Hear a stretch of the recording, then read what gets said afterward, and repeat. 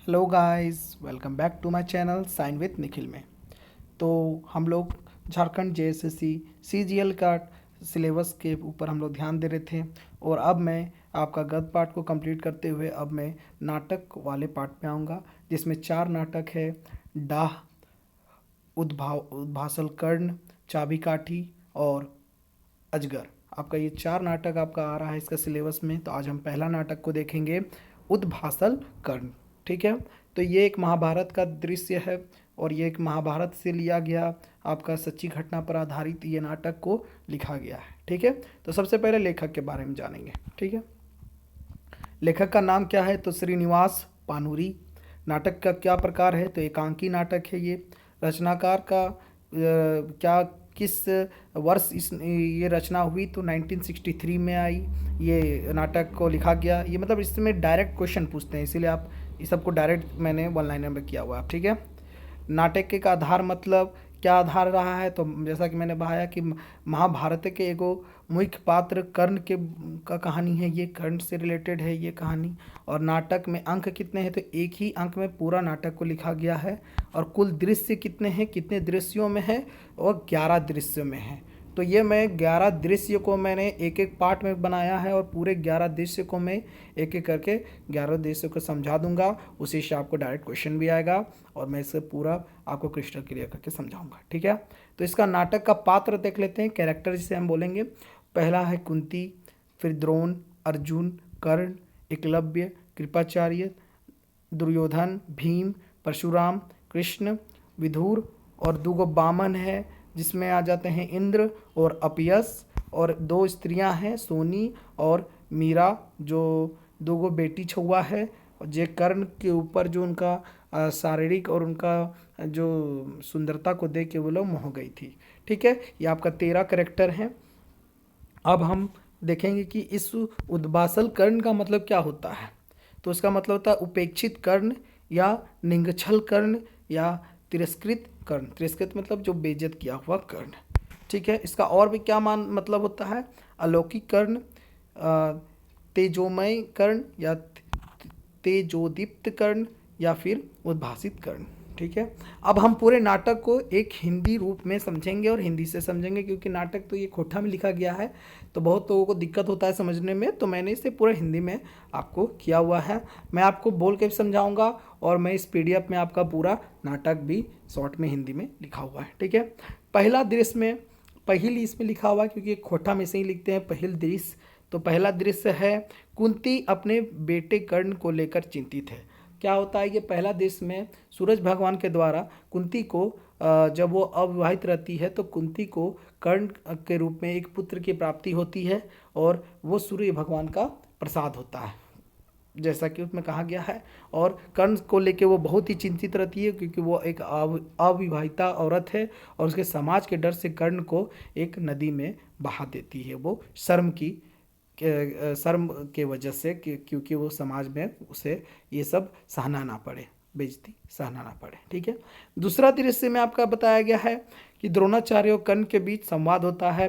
क्या होता है कि कर्ण अपने आप को बहुत ही बड़ा योद्धा बनाना चाहता था, तो वो द्रोणाचार्य के पास जाता है, गुरु के पास, और वो बोलता है कि गुरुदेव आप मुझे सिखाइए। मगर गुरुदेव उससे हीन भावना, भेदभाव की इच्छा से उसे नहीं सिखाते हैं। और मगर उनको पता चल जाता है कि ये लड़के में कुछ तो बात है, और द्रोणाचार्य चाहते थे कि अर्जुन को वो एक महान योद्धा बनाए और उसके आगे और कोई ना आए। इसीलिए उन्होंने कर्ण को आपका तीरंदाजी या ये सब सिखाना नहीं चाहा। ठीक है। तीसरा दृश्य में आ जाइए, द्रोणाचार्य और एकलव्य के बीच बातचीत। क्या होता है तीसरा दृश्य में कि अर्जुन और आपका द्रोणाचार्य जंगल में शिकार करने के लिए जाते हैं। तो द्रोणाचार्य के का एक साथ में कुत्ता भी जाता है। तो वो कुत्ता बहुत ज़्यादा भौंकता है, तो अचानक उसका भौंकना बंद हो जाता है। तो अर्जुन से द्रोणाचार्य पूछते हैं कि कुत्ता कहाँ गया हम लोग का? तो अर्जुन जाकर देखते हैं कि एकलव्य एक लड़का रहता है जो अपनी वान से ऐसा कुत्ते को मुंह बंद कर देता है कि कुत्ते का मुंह भी बंद हो जाता है और उससे खून भी नहीं निकलता है। द्रोणाचार्य ये देख के बहुत ही आश्चर्य होते हैं कि ऐसा ऐसा तीर चलाने का तो अंदाज एक आपका महान पुरुष को ही हो सकता है। और इसको वो समझते हैं कि अर्जुन के महान योद्धा बनने के रास्ते में ये एक कांटा है और इसे हटाना पड़ेगा। तो द्रोणाचार्य का वो एकलव्य एक मूर्ति बनाकर ही वो अभ्यास करता है, जैसा कि आपने महाभारत में पढ़ा भी होगा। और द्रोणाचार्य उससे गुरु दक्षिणा के रूप में उसका अंगूठा मांग देते हैं। इसके वजह से एकलव्य बेचारे को उसके बाद वो महान तीरंदाज नहीं बन पाता है। ठीक है।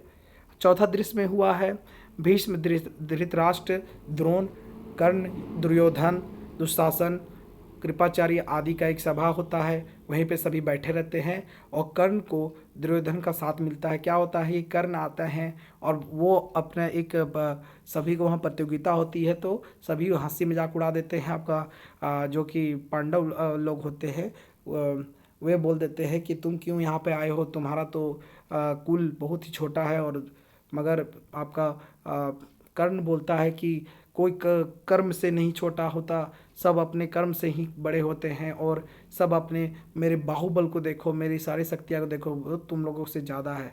बट ऐसा उसके साथ बहुत भेदभाव होता है। तो वहीं आपका जो युधिष्ठिर होता है वो उठता है और बोलता है कि तुम मेरे साथ आओ मेरे दोस्त, और उसकी वो इज्जत बचाता है दुर्योधन और उसे अंग देश का वो राजा घोषित करता है और बोलता है अब ये राजा बन गया है, अब ये प्रतियोगिता में भाग ले सकता है। ठीक है। पांचवा दृश्य में सोनी और मीरा नामक दो लड़की होती है और वे लोग दोनों आपका कर्ण का शारीरिक सुंदरता और उसकी इतनी अच्छी ब्यूटी से वो लोग अट्रैक्ट हो जाती हैं और उन लोग दोनों के बीच में ये वार्ता होती है कि कर्ण कितना सुंदर और बहुत ही लुभावना लड़का है। ठीक है। छठा दृश्य में क्या होता है, परशुराम का क्रोध कर्ण पर होता है। क्या होता है कि कर्ण परशुराम, अब तो द्रोणाचार्य मना कर दिए थे कर्ण को कि हम तुमको नहीं सिखाएंगे, तो वो कैसे भी परशुराम के पास जाता है क्योंकि परशुराम द्रोणाचार्य का बहुत बड़ा शत्रु थे। तब वो जाता है कि परशुराम के पास झूठ बोल के कि मैं एक ब्राह्मण कुल का आपका लड़का हूँ। तो वो परशुराम तो उसे सिखाने लगते हैं। एक दिन क्या होता है कि परशुराम कर्ण के जांघ पे अपने माथा को रख के विश्राम कर रहे होते हैं और एक कीड़ा आता है और कर्ण के जांघ पे बहुत ज़्यादा वो चोट पहुंचा देता है और वो पूरा खून आपका बह के परशुराम का नींद टूट जाता है। तो वो बोलते हैं कि तुम कौन हो जो इतने बड़े घाव को तुमने पूरा सह लिया, और यह सहने का शक्ति एक क्षत्रिय के पास ही हो सकता है। तो उससे उसका कर्ण का भेद खुल जाता है और उसी समय परशुराम क्रोधित होकर उसे एक श्राप देते हैं। बोलते हैं कि मैंने जितना भी शिक्षा तुम्हें सिखाया है वह समय, जब तुम्हें समय पड़ेगा तब तुम उसे भूल जाओगे। और इस चीज़ को वो कभी नहीं मतलब सीख पाता है। ठीक है। फिर सातवां दृश्य में क्या होता है कि कृष्ण को युद्ध की चिंता होती है। कृष्ण सोचते हैं कि अब कौरव आपका वनवास खत्म हो जाता है पांडवों का, और वो लोग आते हैं ठीक है कौरवों से अपना हिस्सा मांगने। मगर वो कौरव बोलते हैं कि एक सुई का आपका जो नोक के बराबर भी मैं उसे भूमि नहीं दूंगा युद्ध के बिना। तो इसी बात की चिंता होती है कृष्ण को। ठीक है। अब आठवां दृश्य में होता है कि दुर्योधन के राज्यसभा में कृष्ण जाते हैं और दुर्योधन को समझाने का प्रयास करते हैं कि तुम लोगों को लड़ाई झगड़ा मत करो और पांडवों को उसकी भूमि दे दो वापस। मगर दुर्योधन बोलता है कि युद्ध के बिना एक भी भूमि उन लोगों को नहीं मिलेगी। ठीक है। नौवां दृश्य होता है और आठवां दृश्य में ये भी होता है कि कृष्ण भगवान को बंदी बनाने के लिए ऑर्डर देता है दुर्योधन। मगर अपना वो सुदर्शन चक्र का धमकी देके बोलते हैं कि अगर तुम लोगों ने मुझे कुछ किया तो ये सुदर्शन चक्र से मैं पूरे आप कौरवों का नाश कर दूंगा। ठीक है। अब नौवां दृश्य में आ जाइए, कर्ण और कुंती के बीच बातचीत होता है। अब युद्ध के लिए सब कुछ तैयार हो गया है, दुर्योधन भी तैयार है और पांडव भी तैयार हैं। मगर कुंती अपने बेटे कर्ण को समझाने जाती है कि तुम ही मेरे पुत्र हो बेटा, समाज के लाज की वजह से मैंने तुम्हें छोड़ दिया था। तभी आपका कर्ण बोलता है कि तुम कैसी माँ हो जिसने मुझे लोक लाज की वजह से छोड़ दिया, मैं तुम्हें तो माँ बोलने से में भी मुझे शर्म आती है। और मैं युद्ध तो करूँगा मगर मैं दुर्योधन का ही साथ दूंगा क्योंकि उसी ने मुझे कठिन परिस्थिति में साथ दिया था और वो मैं वचन से बद्ध हूँ। और वैसे भी आपका अगर एक बेटा अर्जुन मेरे हाथों मरेगा तो ऐसे भी आपके 5 बेटे रहेंगे क्योंकि मैं भी तो आपका बेटा हूँ, और अगर अर्जुन मुझे मार देता है तो आपका ऐसे भी 5 बेटे रहेंगे। तो कुंती को वो बोल के वो भेज देता है। ठीक है। और कुंती का बात को वो टाल देते हैं। 10वां दृश्य में है कर्ण और इंद्र के बीच बातचीत है। अब इंद्र भगवान एक ब्राह्मण का रूप आते हैं, और जब शाम में कर्ण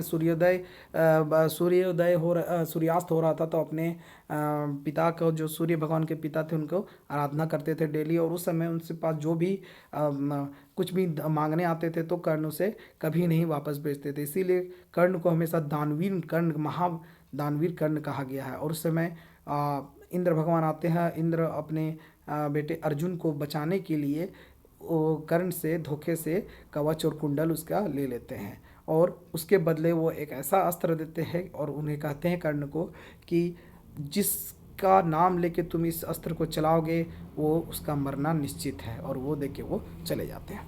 11वां और आखिरी दृश्य में क्या होता है, कर्ण का वध अर्जुन के द्वारा अब हो जाता है, और युद्ध में कर्ण मारा जाता है, और युद्ध में उसके चक्का युद्ध भूमि में फंसने की वजह से मर जाता, वो चक्का अपनी चक्का को निकालने के लिए वो व्यस्त हो जाता है, और अर्जुन उसी समय आपका कर्ण को मार देते हैं। और उसी समय एक अपयश नाम के ब्राह्मण आते हैं, और उस समय मरते दम जब वो आखिरी सांस ले रहे होते हैं कर्ण, उस समय वो बोलते हैं कि आपका मुझे एक दांत चाहिए जो सोना का है, और लास्ट में भी वो कर्ण दान दे के ही मरते हैं। तो ये एक महादानवीर कर्ण के बारे में ये कहानी आपको पूरा था इस उद्वासल कर्ण में, जो कि एक महाभारत का पात्र रहा है। ये पूरा कहानी आपको मैं यहाँ हिंदी में है, आप इसको वीडियो को पॉज करके आप पढ़ सकते हैं, ठीक है।